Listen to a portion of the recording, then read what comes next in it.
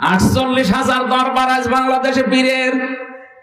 একটা দরবার আপনি আমারে দেখান যেখানে কোরআন দিয়ে কথা হয়। অধিকাংশ জায়গায় বাবা কি করেছে, দাদা কি করেছে, ওইটা চলে। কোন কারণে বলা লাগবে? আমি ইসলাম জানতে গিয়ে কোন বাবা কি বলেছে, দাদা কি করেছে ওইটা দেখি না। আমি ইসলাম মানতে গিয়ে দেখি আল্লাহ কি বলেছে, রাসূল কি করেছে। তাহলে আমরা আর বিভ্রান্ত হতাম না। কোন বাবা আকাশ দিয়ে উড়ে গেছে, তোর কি দরকার? তুই আকাশ দিয়ে উঠতে পারিস কিনা ওটা বল। বাবা উড়ে গেছে ওইটা নিয়ে ওয়াজ করছে। পাবনা এক জায়গায় ওয়াজ করছিল আমার আগে একজন আমার ভাইরা, আমার যে পীর আছে এত বড় আল্লাহর ওলি, প্রতিদিন 30টা করে পান খায়, প্রতি পানে হাকিম পরিচর্যা খায়। বলেন সুবহানাল্লাহ। সুবহানাল্লাহ বলছে। আমি বললাম হাকিম পরিচর্যা যদি সুবহানাল্লাহ হাতে নাউজুবিল্লাহ হবে কোন শ্রদ্ধায়? এটা খেয়েও মানুষ সুবহানাল্লাহ পড়ে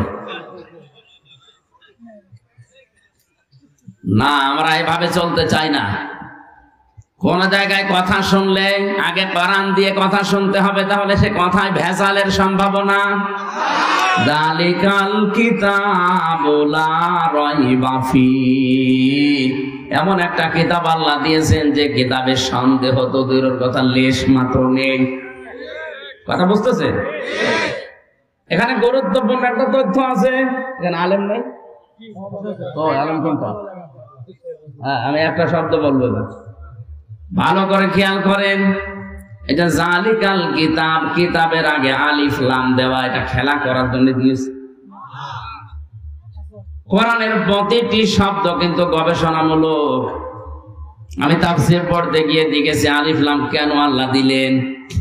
ফিজিল আলিল কোরআনে মুফাসসির লিখেছেন এই পৃথিবীতে কিতাব মাত্র একটা, তার নাম কোরআন।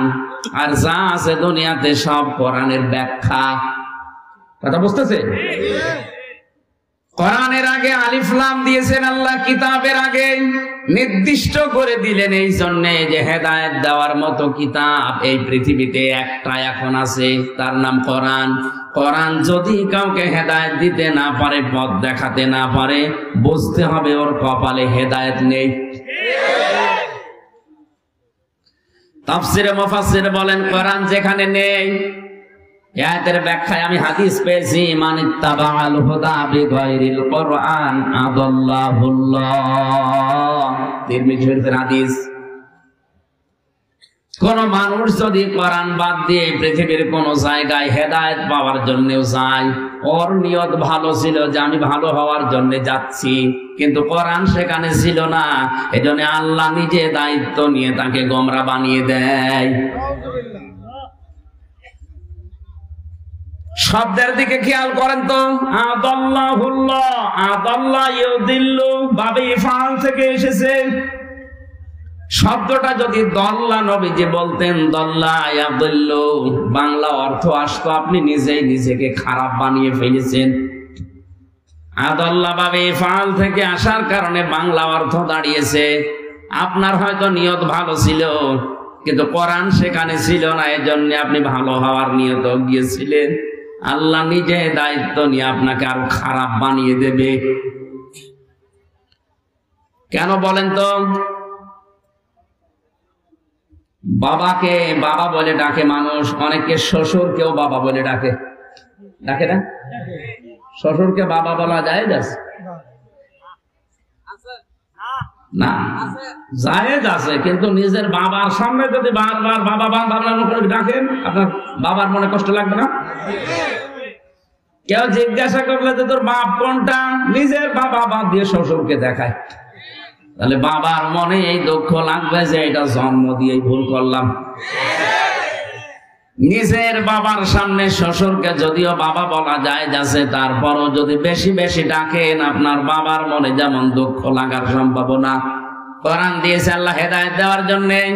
কোরআন বাদ দিয়ে পৃথিবীর কোন জায়গায় যদি আপনি ভালো হওয়ার নিয়তেও যান, আল্লাহ বলেন ঠিক আছে যা, দেখি তোর কোন বাবা হেদায়েত দেয় দেখছি। এই জন্য দেখতে পাই আজ 48,000 দরবার থেকে হেদায়েতের কিছু পাওয়া যায় না, কারণ কোরআন সেখানে চলে না, ওর বাবার নিয়ম চলে। আমি আপনাকে ওখানে যেতে নিষেধ করছি না, যাবেন ওই জায়গায় যেখানে কোরআন পাওয়া যায়, কোরআনের কর্মসূচি চলে। আপনি সত্যি বুকে হাত দিয়ে বলতে পারবেন একটা দরবারের নাম যে এই দরবারে কোরআনের কর্মসূচি চলে, বাবার নিয়ম নীতি চলে না? দেখান, আমি যেখানে যাব। নেই। ওখানে গেলে আগে জিকির ধরিয়ে দেয়, হো হো করবি। এটা জিকির, জিকিরের নাম জিকির। জিকিরের শব্দ 4টা, স্পষ্ট হাদিস। সুবহানাল্লাহ, আলহামদুলিল্লাহ, লা ইলাহা ইল্লাল্লাহ, আল্লাহু আকবার। জিকির যদি করতে চান এটা ইবাদত, এই 4টা শব্দ দিয়ে করবেন। এক কথা বলছেন না কেন? আর জিকির কিভাবে করবেন ওই নিয়ম আল্লাহ কোরআনে দিয়েছেন যে এইভাবে করো।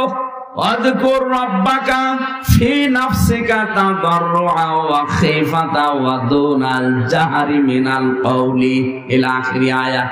সূরা আরাফ 9 নম্বর পারা 15 নম্বর পৃষ্ঠা 13 নম্বর লাইনের 104 নম্বর আয়াতে আছে। প্রথম অংশে পাবেন তাফসীর ইবনে কাসির।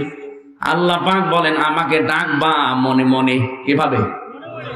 1 নাম্বার পদ্ধতি এটা মনে মনে, 2 নম্বরে আবেগ জড়িত কণ্ঠে, কান্না জড়িত কণ্ঠে, 3 নম্বরে গোপনে গোপনে, 4 নম্বরে আওয়াজ বাদ দিয়ে।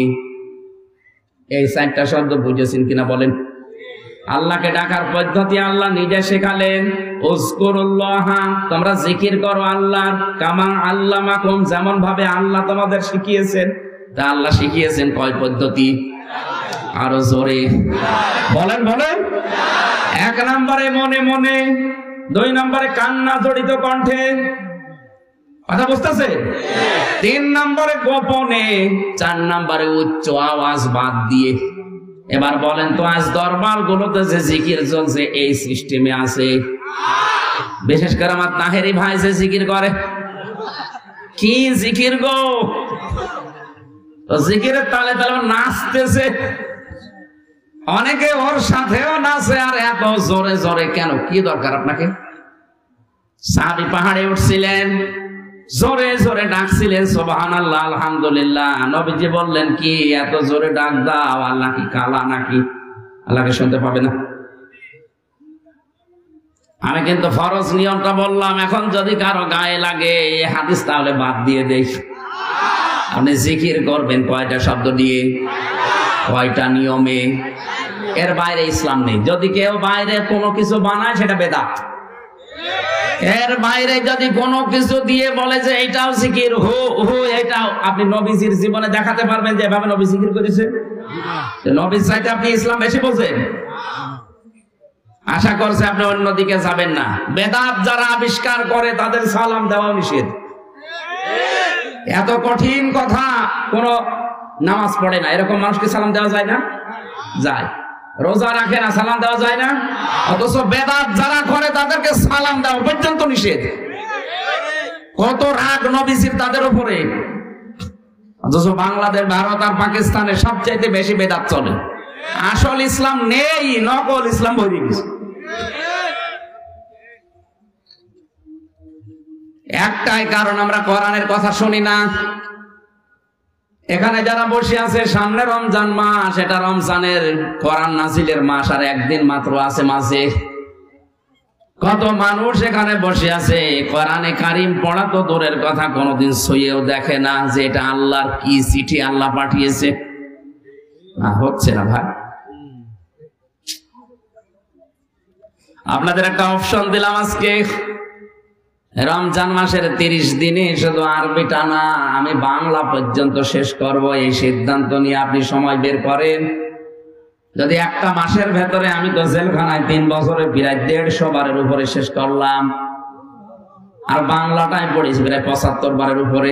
আমার তো আয়নার মতো হয়েছে, আপনার হয়তো ওইভাবে হবে না একবারে, তা তো একবার শেষ করেন। পুরা রমজানের পরে দেখবেন আপনাকে দিয়ে কেউ বেদাত আর শিরিক করাতে পারবে না। এটা ঔষধ, এটা একবার শেষ করে দেখেন। কেউ শিরিকের কথা, বেদাতের কথা বললে আপনি এই ধরে ফেলবেন ডাক্তার দিয়ে। এটা তো মেলে না। আপনি জিকির করছেন মেলে না, দান করছেন তাও মেলে না। অনেকে দান করার পর আবার ফোঁটা দিয়ে ফেলে। আপনার দান না করাই ভালো ছিল। তাহলে এই ঔষধ কোথায় আছে বলেন তো? আরো জোরে। তাহলে রমজান মাস কোরআন নাজিলের মাস, এ মাসে এটা শেখার জন্য সিদ্ধান্ত নেওয়া লাগবে। আপনি সিদ্ধান্ত নেন, যদি নাও পারেন, যদি অবস্থায় মারা যান, আপনি তালবে ইলম হয়ে মরবেন। আর তালবে ইলমদের জন্য একটা সুসংবাদ, কেউ যদি তালেবে ইলম হয়ে মরতে পারে, ওর মরণের পরে কোনো হিসাব নেই। তালেবে ইলম শুধু 5 বছর 7 বছর বয়সে হয় না, এ মুরব্বী মানুষ হবে, অসুবিধা নেই। কোরআন শেখার জন্য সে যখন থেকে শুরু করবে ওই অবস্থায় তালবে ইলম। সুবহানাল্লাহ বলতে পারেন না? এটা যেন রমজান মাসে আপনারা এলাকায় মসজিদে মসজিদে আরম্ভ করেন। আমি যদি সুযোগ পাই কোন জায়গায় হঠাৎ করে একদিন এসে খোঁজ নেব ইনশাআল্লাহ। এখন থেকে সিদ্ধান্ত নেওয়া লাগবে, কোরআন যেখানে নেই ওখানে গেলে যে আল্লাহ আমাকে খারাপ বানিয়ে দেবে। সুতরাং যেই দরবারে কোরআন নেই, ওই দরবার যদি আমার বাবাও তৈরি করে, আমি ওই দরবারে যাব না। রাজি আছেন? যে দলে কোরআন নেই, ওই দল যদি আমার বাবা প্রতিষ্ঠা করে, ও দলে আমি নেই। এটা শুধু সামিয়ানার নিচে না, মানে আপনি এটা মানতে পারবেন তো যে কোরআন যেখানে নেই, সে পীরের দরবার হোক, কোন দল হোক, আমি সেখানে নেই। কারণ ওখানে থাকলে আমাকে গোমরা বানিয়ে দেবে কে? নবীজি বানাবে না, আমির হামজা বানাবে না, বানাবে সরাসরি কে? আজ হাজারো দরবারে মানুষ ভালো হওয়ার নিয়তে যায়, কিন্তু খারাপ হয় বেশি।